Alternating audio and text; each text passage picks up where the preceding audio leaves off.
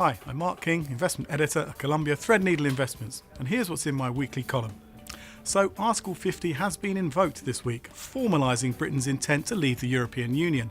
We'll keep you posted on market movements and other news throughout the 2-year Brexit process.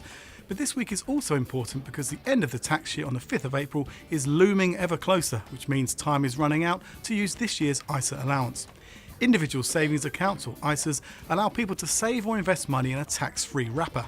This means you pay no tax on interest from a savings account and no capital gains tax on investments. If those investments pay an income in the form of a dividend, there's a tax benefit too, as the first £5,000 of dividends in this and the next tax year are tax-free.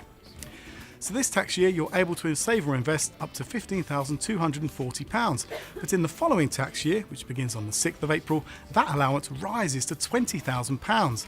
You're not allowed to roll over 1 year's allowance into the next, so if you don't use this year's allowance, you'll have lost it forever. This is why the end of the tax year deadline acts like a ticking clock for investors. So what are your options? A cash ISA allows you to save your cash in a standard savings account and not pay any tax on the interest your investment earns.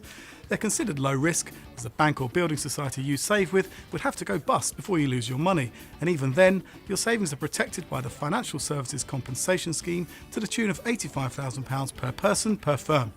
Stocks and shares ISAs allow you to invest your cash in more sophisticated asset types, such as equities, bonds, property, and even commodities, such as oil and gold.